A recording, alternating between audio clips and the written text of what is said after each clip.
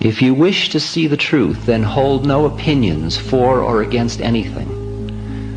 To set up what you like against what you dislike is the disease of the mind. Boy, you ready to live by that?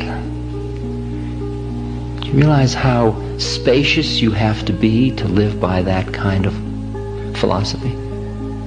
That's the fiercest kind of philosophy that I can find.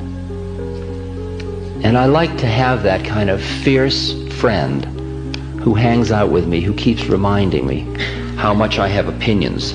This should be this, and this should be this, and I want everybody to be this, and wouldn't it be better if this? Instead of just being spacious with it, you do what you do.